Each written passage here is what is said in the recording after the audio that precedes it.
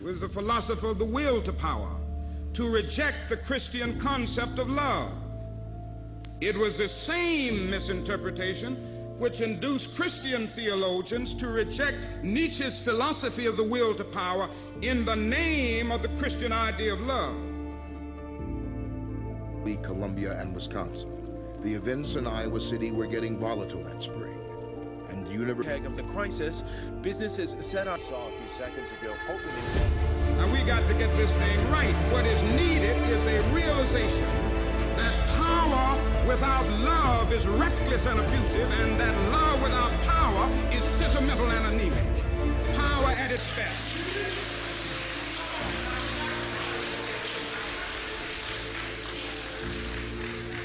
Power at its best is love, implementing the demands of justice, and justice at its best is love correcting everything that stands against love.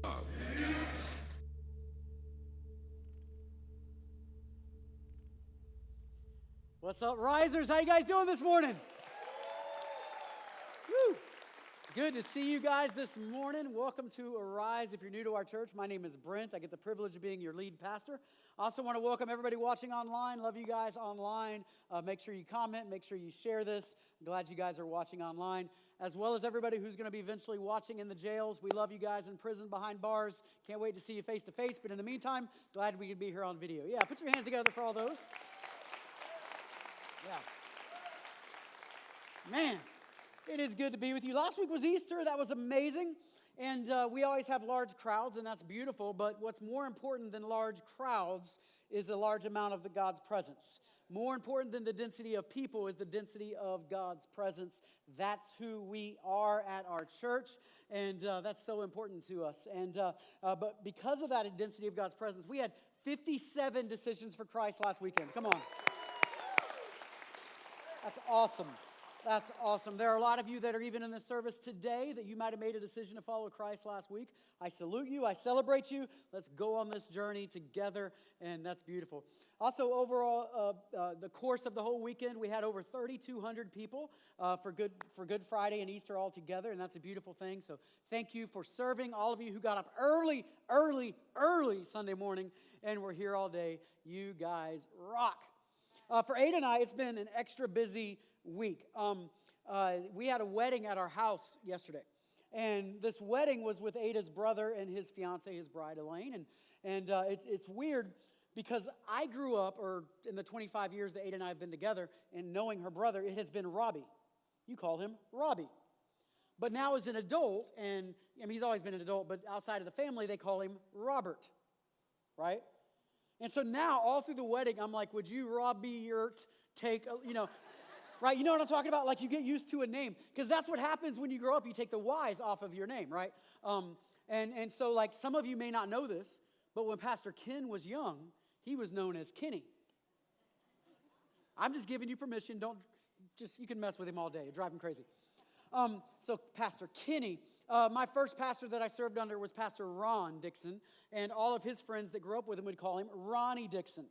Right? Because when you grow up, you lose the Y for some people, right? Which made me wonder, when Pastor Johnny grows up, will he be Pastor John? Right? And sometimes outside of that, you get that, but you also get nicknames, because you're given nicknames growing up. How many of you had nicknames? Okay. All right, what was your nickname? McRib. That's awesome. Somebody else give me a nickname.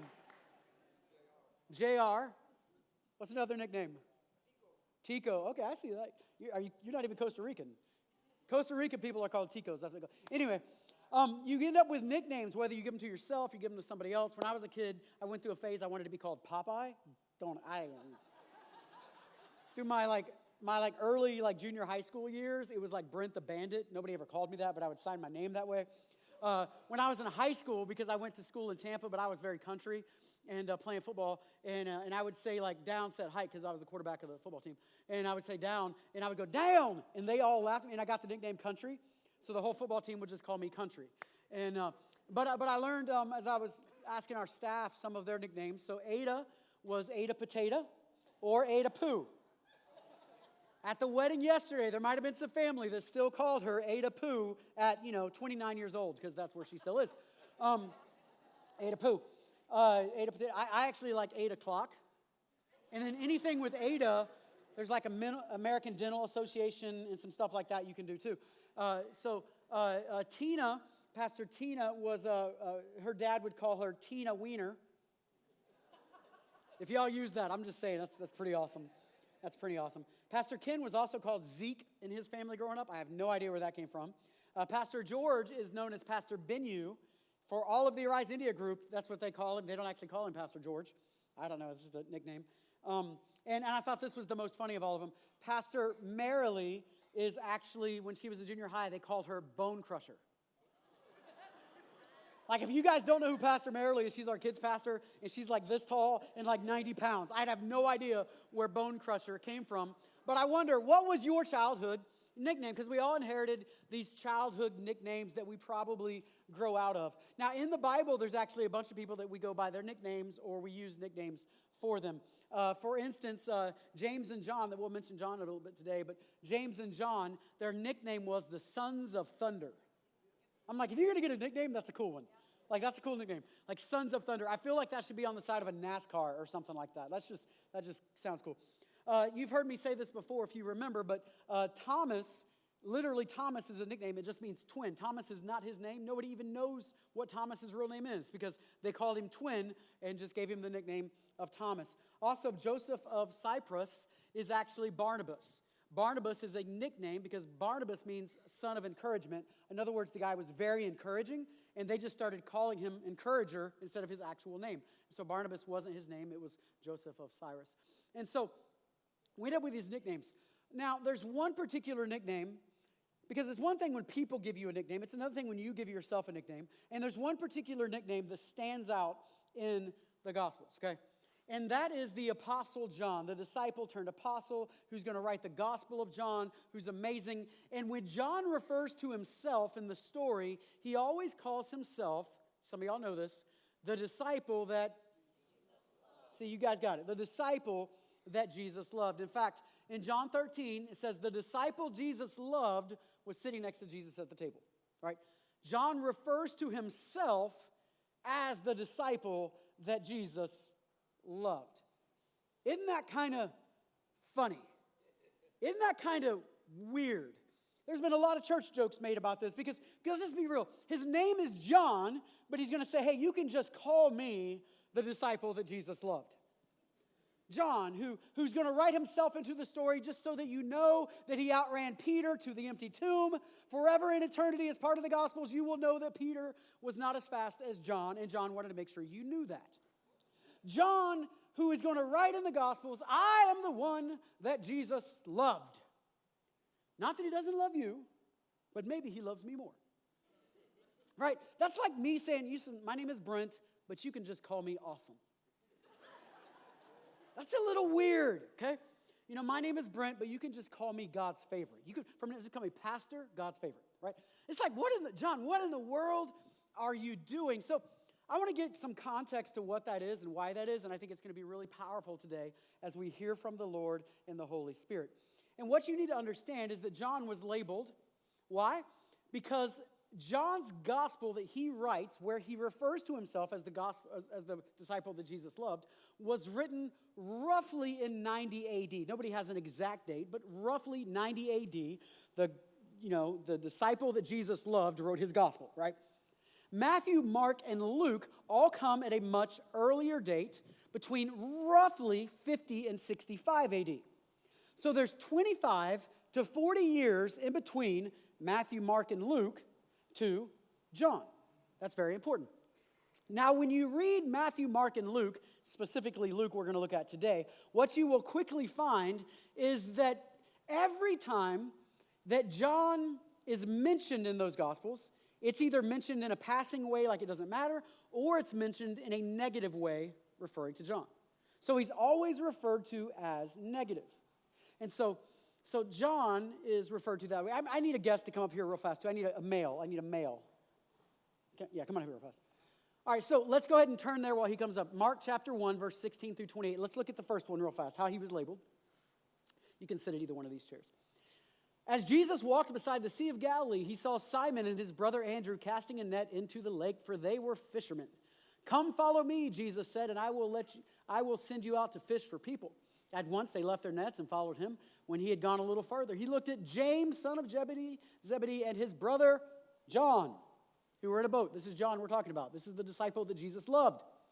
His brother John in a boat, preparing their nets. Without delay, he called them, and they left their father Zebedee in the boat with the hired men and followed him. Say, what matters about this? Why is this a negative light? Well, let me take you back to contextually what's going on in this story. Because contextually, within the Jewish mindset of the day, they would instantly see something that you don't see today. Really, two things. First of all, he's a fisherman, which meant he was not smart enough, he was not good enough to go through the ages of education that a normal Hebrew boy would go through. The Hebrew boys would go when they were about 4 to 5 years old. There's not an exact date, but 4 to 5 years old until they were about 11 or 12-ish, sometimes up to 13, but 11 or 12-ish. During that elementary school age, Hebrew boys would go to what's called Bet Sefer. And when they were there, they would study and they would literally memorize the Torah, or the first 5 books of the Bible. I did not say study the Torah, memorize the Torah as part of their studies. That's pretty insane and pretty incredible. By the way, if you were a Hebrew girl, you memorized all of Psalms. You know that giant book in the middle of the Bible that you use for sword drills to figure out should I go right or left, right? You would memorize the entire thing if you were a girl. The boys memorized the first 5 books of the Bible. Now, once they were going through that, if they're ever not smart enough or they're not memorizing well enough, they get kicked out. But once they're through that, if they're really good, if they're really smart and prove themselves, they could go to the next level. But a lot of kids didn't go to the next level because a lot of kids weren't good enough. And so they'd go to Bet Midrash. And in Bet Midrash, they would start studying the prophets and the rest of what we would now refer to as the Old Testament. And they'd start studying the prophets. And they would also literally memorize the prophets in those teenage years, right? You think you have a lot of biblical memorization. Just picture yourself in their shoes. And so they'd memorize the prophets. Now, that became smaller. So a lot of kids made it through elementary, but you had to prove yourself to get to high school, essentially. And then if you were really, really, really elite, if you were the top, you could go to what we would kind of look to as kind of like college. They would then go to a rabbi who would train them and teach them, and they would go to that rabbi and they would try to prove themselves to the rabbi to say, I'm worthy of following you, and there's a whole teaching around this that I can't get into, but I'm worthy of following you, and the rabbi would say yes or no, and they would start following that rabbi.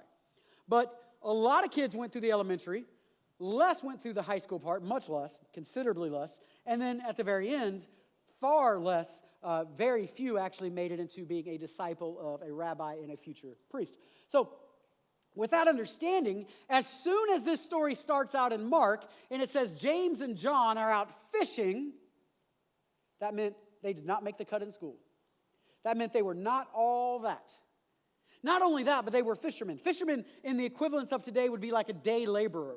Nothing wrong with day laborers. If God's called you to do that, that's awesome. But it's not exactly a prestigious kind of job that you brag about telling everybody what you do or what have you. And so this is the lower end of the job market, and you have a guy who's dealing with fish all day long. And y'all know fish are smelly. He's dealing out here and not making a whole lot of money as he's essentially out fishing over and over and over. And so John was labeled right off the bat as ordinary. He's just an average Joe. He's just a normal guy. That's how he was initially labeled. And so let's go ahead and stick a label on John here. You're just ordinary. Now, that's not that big of a label. That's not that big a deal because all the disciples to some degree were ordinary. But let's just take it a little beyond that, a little beyond just not being exceptional to the next time we see John mentioned, Mark chapter 9. He's talking to Jesus, says, "Teacher," said John, "we saw someone driving out demons in your name, and we told him to stop it because he was not one of us." Jesus is responding, "Do not stop him," Jesus said, "for no one who does a miracle in my name can in the next moment say anything bad about me." So now you have this picture of John, who is the only one that thinks, I'm the only one allowed to do ministry. I'm the only one allowed to drive out demons. I am the only one, as far as it's me and Jesus and us 12, and we are the only ones who can do ministry. And Jesus is going, no. It's a good thing when anybody is serving somebody else and trying to do ministry in my name. And he tends to be the one in this picture that you kind of get this image that John is like, I'm the best one. It's me and my group that's elite. We're special. We're with Jesus. And everybody else is out there. And we're going to tell you what to do. And you kind of get this mindset. Like John's the guy that, like, if you tell your friend you got a $500 bonus, and they're like, yeah, well, I made $200,000 last year. You know those kind of people? Like, in the church circles, it works like this. It's like, oh, we had 1,000 people at Easter. Yeah, well, we had 2,000. Like, nobody asked you. That one person's always trying to one-up you and trying to show you that they're better than you for one reason or another. Everybody knows people like that. Well, that's kind of this image of John. Oh, hey, you're casting demons out? Yeah, but I'm a disciple, and I'm the only one who can really cast demons out because I learned it from Jesus himself. And so you get this picture of John of being an elitist, of being kind of self-righteous, so to speak, that John would be this person who thinks I'm better than everybody else because of my relationship with the Lord, because of what I have been doing. And so he's kind of self-righteous. I'm a disciple. Look at me. I'm so much better than everybody else. And if you think that's bad, let's go to the next chapter in Mark chapter 10, verse 35 through 41. Then James and John, once again, we got John here, the sons of Zebedee, came to him, that's Jesus. Teacher, they said, we want you to do for us whatever we ask. Right off the bat, that's a bad way to start. Like, I don't know, but if you come to me after church and you start the conversation with, Brent, I want you to do for me whatever I ask. I'm just putting up red flags right away. I'm like, I don't even know what you're about to ask. Okay. Do for me whatever you ask. What do you want me to do for you, he asked. Then they replied, let one of us sit at your right hand and the other at your left hand in glory. You don't know what you are asking, Jesus said. Can you drink the cup I drink or be baptized with the baptism I am baptized with? I love John. Yeah, we can. No problem. We got it, Jesus. They have no idea what they're even saying. We can, they answered. Jesus said to them, you will drink the cup I drink and be baptized with the baptism I am baptized with. But to sit at my right hand or my left is not for me to grant. These places belong to those for whom they have been prepared. Now, I love this, verse 41. When the 10 heard about this, you know, the other 10 disciples, not James and John. When the 10 heard about this, they became indignant with James and John. Do you see what's happening right here? John's like, I am not a team player.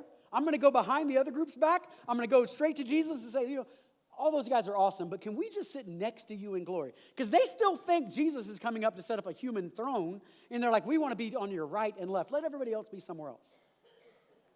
He's labeled as selfish. It's all about me. It's all about my advancement. I want all the glory for myself. Me and James are going to come together, and we're going to be close to you, and everybody else can be around. Oh, it's interesting, isn't it? Mark chapter 14. We're just continuing to progress. Verse 32 through 38. They went to a place. Oh, I should have got this. Let me stick that on you. They went to a place called Gethsemane. And Jesus said to his disciples, sit here while I pray. He took who? Peter, James, and? John. Peter, James, and? John. There you go. Along with him, and he began to be deeply distressed and troubled. My soul is overwhelmed with sorrow to the point of death, he said to them. Stay here and keep watch. Going a little further, he fell to the ground, prayed that if it is possible, the hour might pass from him. Abba, Father, he said, everything is possible for you. Take this cup from me, yet not what I will, but what you will. Some of you remember we talked about this verse on Good Friday. It was powerful. Then he returned to his disciples and found them sleeping. Simon, he said to Peter, are you asleep? Could you not keep watch for 1 hour? Make no mistake, he might be talking to Simon, but who else was there? John and James. Watch and pray so that you will not fall into temptation. The spirit is willing, but the flesh is right here. You got John being labeled as weak. You cannot even keep 1 hour. You cannot even stay up for 1 hour. Now, to John's defense, he had multiple glasses of wine during the Passover ceremony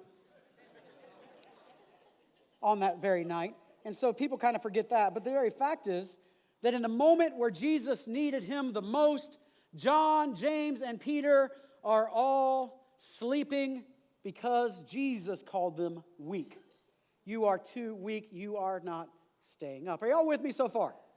Poor John. My goodness. Let's keep going. Luke chapter 9, verse 51 through 56. As the time approached for him to be taken up to heaven, Jesus resolutely set out for Jerusalem, and he sent a messenger on ahead who went into a Samaritan village to get things ready for him. But the people there did not welcome him because he was heading for Jerusalem. I love this. This is great. When the disciple James and John saw this, they asked, Lord, do you want us to call fire down from heaven to destroy them? Come on. Do you want to, like Jesus, they won't let you come and eat with them and hang out with them on the, like we can just call fire down from, I don't know if I should be proud of him for having the faith that he could do this. I mean, come on. You don't ask me ever, I've never had anybody come to me and say, hey, these people haven't accepted us. Should I just call fire down from heaven? Because you ain't got the faith to do it. So I don't know if I should be proud of him for the faith. Or like, my goodness, this guy is labeled as vengeful. Maybe mixed with a little bit of psycho. Who does that? Right? He's labeled as vengeful. The rest of the verse says, but Jesus turned and rebuked them. Then he came and his disciples went to another village. So Jesus has to rebuke them. And I can only imagine the scenario. This would be a fun one to watch because Jesus, I mean, you've all had moments where your kids or somebody says something so dumb. I mean, just be real. And you're like, how long have you been following me, John? And have I once called fire from heaven to destroy people? I mean, come on. And so he rebukes him. He's frustrated with him, right? And so you get this picture. I mean, John's the person in this story that you don't want to invite over for dinner. Because he might, I mean, this is the road rage guy, man. Like John's the one. And this is why you can't get so mad at John. Because some of you, if you could call fire from heaven. If you could. There's some people that might not be on this earth any longer. That's why God hasn't given you the right and the authority to call fire from heaven, because you don't have the heart of God along with the power of God. They wouldn't let Jesus come to this town. They won't let you get in the lane on the interstate when you're trying to get in. You would have already. Anyway, let's keep going because I digress. But you get this picture here that John is vengeful. That John, I can never get this right, that John is the one who wants to take revenge on the situation.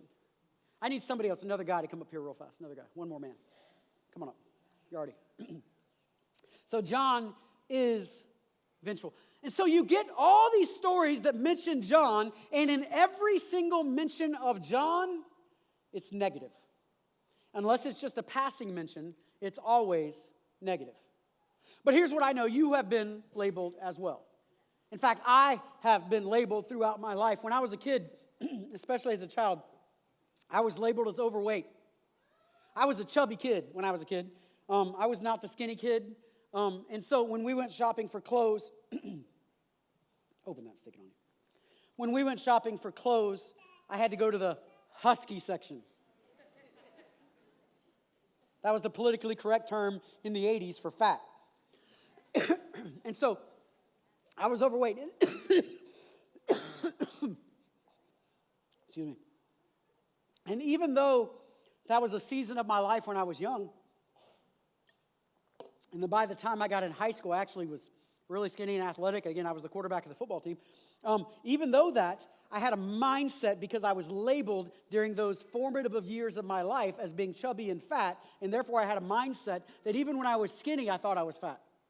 Some of you are shaking your heads because you know what I'm talking about. And so I was labeled as fat. And then I was labeled as poor. We grew up without hardly any money, and somehow, and it's a miracle that this happened, but I ended up going to a private school, and there were some reasons why that happened. And so I was around wealthy kids, and then there was me. And they had all the cool shoes and all the cool stuff and all of that, and then there was me. And in high school, when they were all driving their really cool cars, I was driving a car that when you cranked it, it went. And I'm like, please just let it start. Please let it start. And it took a minute for it to come on. Y'all know what I'm talking about. And so while all the other students had good stuff, I always didn't. And growing up in that way, it creates a poverty mindset inside of your mind. And even later on, when you have, not that you're rich, but you have money, you still end up with a poverty mindset. So you can't buy one thing, you got to buy five because you're scared you're going to not have.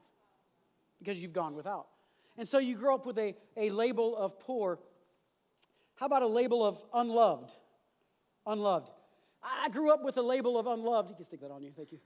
I grew up with a label of unloved that was given to me because in my instance, somewhere around maybe 10 and 11, I had consecutive birthdays where I, like all little kids, I'm like, we're going to have a birthday party, we're going to do this. I'm inviting all my classmates, all my friends from church, all these, right? I'm inviting all these people.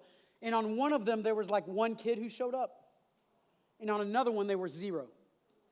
And in my young formative mind, in my mind, I thought, they don't love me, they don't like me. I'd go to other kids' birthday parties, and there were lots of kids there.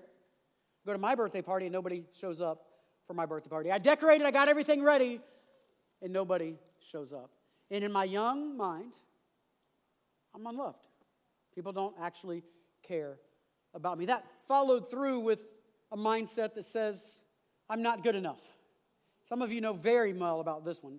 I'm not good enough. In fact, every time I would do stuff when I was a kid and I would say clean the house or do whatever, it always felt like it was never good enough. And some of you know what this is like from your parents and your upbringing. But when I did something, it was like, oh, well, no matter how hard you tried, you should have done this. And you should have gone a little bit further. And everything that you end up doing as a child is always labeled as you're not good enough. And these things, even though they happen to you when you're children, for most labels, you receive them as children, they carry on into your adulthood. And this is one that I have found to this day that I still struggle with, and men universally almost always struggle with this. And we're still trying to prove that we're good enough to a world that says we like you are. And so these labels come on us. I don't want to go into details about this one because of the sake of time, and I couldn't do it justice, but how about a label of abused? Stuff that was done to me by the people that are closest to me. Things that should not have been done to me, that were done to me by the very people who should be protecting me, that end up abusing me instead. And I took on this mindset, this label, I've been abused. And all of these labels are coming together to create chaos in my life. I took on a label of dumb because I did really well in school through elementary and through most of my life. And then like I was never great in math necessarily, and I was never great in grammar. And then when I got like in junior high and high school, they put them together and they made this thing called algebra. And I'm just telling you, algebra is of the devil.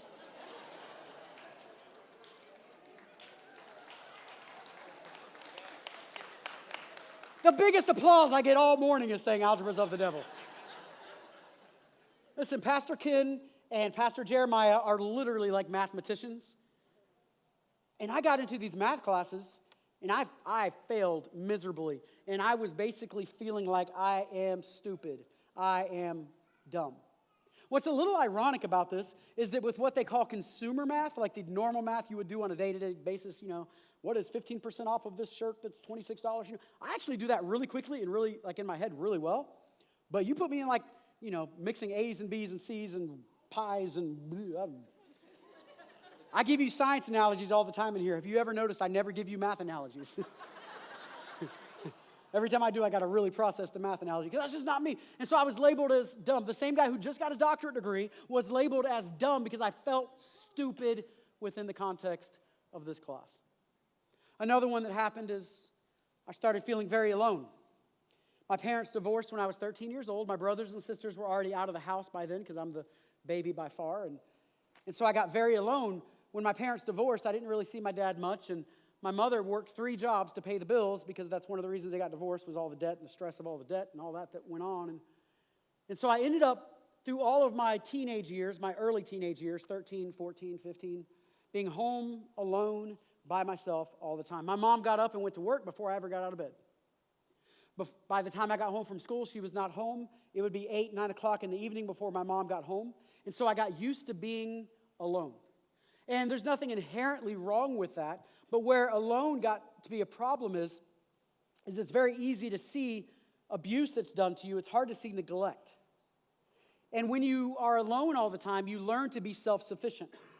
And if you were to go to my counseling chair for a minute, I would tell you that one of the things I'm learning in my adult life right now is that self-sufficiency is a sin. And I took pride that I don't need anybody. I got up by myself. I cooked for myself. I took care of myself. But God actually created us to live inside of community. And self-sufficiency, when it becomes, I don't need you, is literally not the way God designed us to live. God designed us to need one another. And you'll never reach your potential until we start working together. And so I ended up with a self-sufficiency that wasn't a good thing. And so I was alone. Probably through that and a few other things, I started to deal with depression, which is something that you have heard about before. But in my life, it's something I dealt with through much of my life. Has talked about depression and that feeling of abandonment and alone that I dealt with there. It almost feels good to be depressed. You find yourself as a creative and a romantic that you almost like the melancholy type thing. And then the last one that I would throw in here for me is this picture of a sinner. And I don't mean that in the biblical sense, because it's true that when we are away from God, we are a sinner. But God has given us a new identity, and you're not a sinner anymore. You're a child of God. You may sin, but that's not your identity. It's not your label that you receive anymore. But sometimes we can actually take on the label of sinner and run with it and be proud of it, and that's where I was. Some of you are so proud of your sin, and it's not a label given to you by God. It's you using the label in a wrong way. And now it's like, look at me, I'm a sinner. I'm a sinner. So my hunch is, if we were to go around this room, there's a bunch of other ones that could be mentioned within the context of this. For instance, we could talk about not feeling valuable, like you have no value. We could talk about divorce. Some of you have been labeled by divorce. Sometimes it's more than just one. It's divorce after divorce after divorce. And before you know it, you see yourself through this label that has been given to you or that you've done, that you are divorced, and you see yourself that way. At Arise, we're going to see ourselves with this label of addict. Do the best you can to get them on there. This label of addict, because you've dealt with a drug addiction and still to this day or what have you, and you label yourself addict and you end up holding on to it. Another one would be in our American culture, we love to label ourselves with our sexuality, even though that's not the way God designed us to be labeled. There's something much deeper to you than your sexuality. It's who God says you are. But we'll label ourselves as gay or straight or whatever you want to say, but let's say gay for this moment. You label yourself in that kind of way. There could be another label that you take on that says I'm too old or I'm too young. That around this room, some people would say, oh, I'm just like, I'm an old person now. Or you say I'm a young person, and that label, you can take it off. That label ends up affecting all that you do because you see yourself through that label, and it's not a label that God gave you.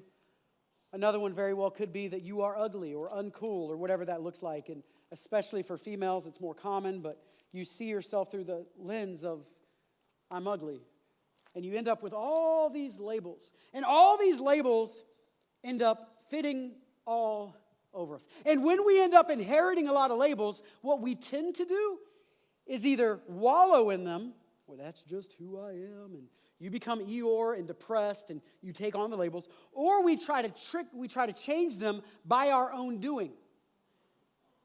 And you will find people that walk around and they're very flashy by telling you how amazing they are all the time. You don't know me, man. And they're always trying to prove themselves to everybody to show that's not who I am. I'm proving to you I'm somebody else. And so they walk around always trying to prove themselves, and you don't know what I've done, and you don't know where I've been, and all the things that we end up trying to prove ourselves in that. In fact, I thought this was funny. I was reading a blog, y'all. It's a blog. It's not a book. It's a blog. Anybody can write a blog. And I thought it was funny because I got to this person's bio at the bottom of the blog, and I noticed it was particularly long. But the first sentence started with this, and I'm not going to say the guy's name, but he says this. His first sentence says, such and such is an amillennial, Calvinistic, charismatic, credo-baptistic, complementarian, Christian hedonist. I'm like, does somebody have an issue with trying to tell everybody how great they are and clarify everything about them so that you don't have any other labels, you only have the one that I'm giving you, right? Does anybody have an issue with that, right? And so we end up with a problem there. So I asked this question because we got to start wrapping this up quickly here. Who or what has the right to label you? Who or what has a right to label you? That's an important question Because I would answer it like this. The only one who has a right to label you is the one who either owns you or bought you. In fact, I would use this illustration. Pastor Johnny went and got me a basketball this morning. If you go to a basketball, if you grew up the way I grew up, if you go get a basketball and you go into the basketball section and take your permanent marker and start writing your name on every basketball, that's not going to go well. You might be arrested. I don't know what it's going to look like, but it's not going to go well. You're not going to leave the store well if you do that. Why? Because you didn't buy the basketball. Once I own it, then I have the permission to be able to write my name on it. So who writes their name on it? The one who made you and the one who purchased you. In fact, I would say it this way. Only the one who made you and purchased you has the right to label you.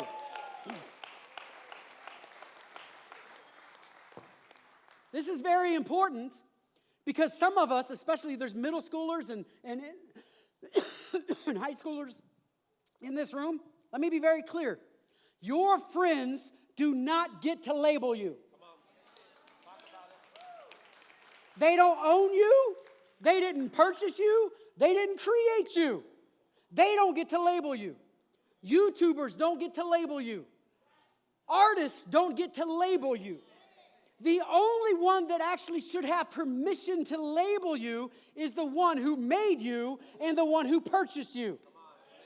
The Lord God made you from the dust of the ground before you were in your mother's womb. He conceived of you. He made you. And Jesus Christ sought you and He bought you with His redeeming blood. So that's the only one who should be able to label you, although we end up accepting all these other labels. Now, with that being said, let's go back to John. You can't miss this because the dots are about to connect. John writes his gospel in about 90 A.D. Matthew, Mark, and Luke are written somewhere around the ballpark of 40 to 55 A.D. If you do the math, I know we all love math, right? There's about 25 to 40 years in between Matthew, Mark, and Luke and John. For 25 to 40 years, John is probably laughed at. He's looked at through all of these labels. Weak, elitist, ordinary. He's a common Joe. He's looked at through all of these labels for 25 to 40 years. There's a lot of you in this room, you're not even 40 years old yet. That's a long time that every time John is mentioned, it's mentioned in these negative ways. So John walks up to preach at a church and they all kind of, I know about John. I know what he did. I know he was trying to call down fire from heaven. Don't make that guy mad, you know. And so John walks up to minister in a church and they see him through the lens of the labels that have been given him. And they're not always even wrong because sometimes you give yourself labels based on the idiocies that we do. And so John now 6 times in his gospel is going to refer to himself. Instead of referring to himself as John, I am the disciple that Jesus loved. Now, this is important because when you say the disciple that Jesus loved, the onus is not on what I have done. That the power of it is not on what I did. The power of it is on somebody else who loved me. Do y'all get that? We tend to read this as John bragging about himself. Woo, look at me. I'm the disciple that Jesus loved. You just called me awesome. We tend to look at it that way. But what you got to see is it's not about his love for Jesus. It's about Jesus' love for him. And John was not bragging on himself. John was bragging on Jesus. Now, you got to get this. John was saying, listen, you got to get this. I may be ordinary, I may be elitist, I may be weak, I may be selfish, I may be viewful, but you know what I really am? I am loved. And I am loved is greater than all of those other things that I've been labeled with. I am loved is so much greater because I might be this, but Jesus loved me anyway. I might be weak, I might be selfish, I might have these tendencies. And you might be divorced or too old or too young or have an addiction or be depressed. And God is saying, there's a label that supersedes every label you've been given throughout life. And when you walk around saying, I am loved, You're not bragging on you. You're bragging on Jesus, whose grace is so amazing that he would love you despite who you are. Oh my goodness, John was labeled, I am loved, despite all these other things. And so John would write about the love of God probably more than any other disciple, any other apostle who writes in the New Testament. And he would say things like, for God so loved the world that he gave his one and only Son, that whoever believes in him would not perish, but have eternal life. John would write, see how great the love of the Father has lavished upon us, that we should be called children of God. John would write, we know and rely on the love of God that he has for us, because God is love. Whoever lives in love lives in God, and God in them. We love because he first loved us. John would write about the love of God in a way that nobody else wrote about. And it's not because John was so great, it's because John recognized who he was and said, my greatest label will be who he thinks about me, what God thinks about me, not what I have done. Oh, come on. You guys can go down. Thank you so much. Put your hands together for these people. Thank you.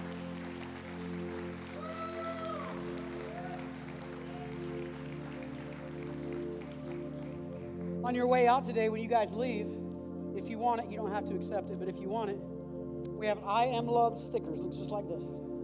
For every person on your way out. Because you are loved. And the greatest label you will ever receive in your life is to be loved by God. It supersedes every other label you have. Stand up with me around the room if you would.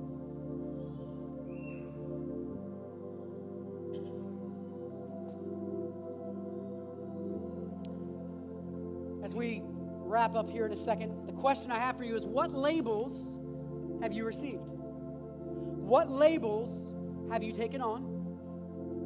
And is it time that you start receiving a new label that supersedes all the old labels and actually causes healing in those labels? A while back, I was talking to Pastor Tina about this message and processing it through Pastor Tina. She said this to me. She said, Pastor Brent, the challenge that you're going to have as you articulate this message is people don't see you as that way. They see you as confident, as strong. They see you as like this leader. They don't see you as somebody who battles with these different things that you're talking about battling with, and being abused and being poor. And they don't see you that way. And I said, Pastor Tina, that's part of the beauty. I would say to this room, that's part of the beauty, because I don't battle with those anymore just because I once did.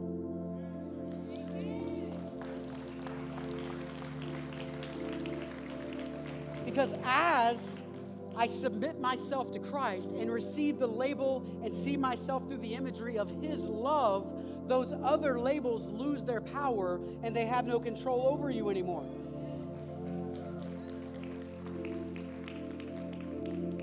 You end up inheriting the healthy, good label that God has given us instead of all the ones we collected through the world. Some of you in this room, today is that day to accept that label, to receive a new label, to understand Jesus Christ and his love in a deep and passionate way.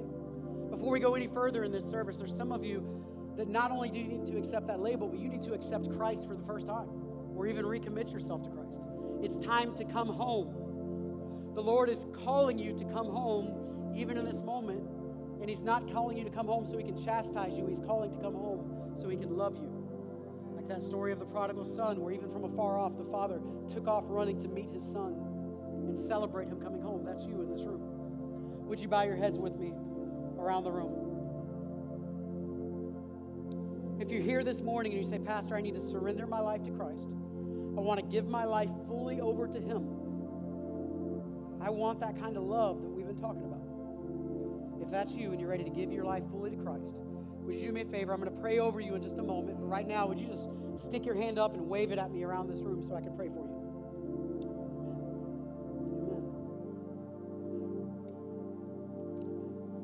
Come on, around this room, let's pray together. Say, Jesus, I need you. And from this day forward, I surrender my life completely to you. Make me new, and I will follow you. I'll leave my old way, and I will follow the new way. In Jesus' name, amen. Amen. Amen. Come on.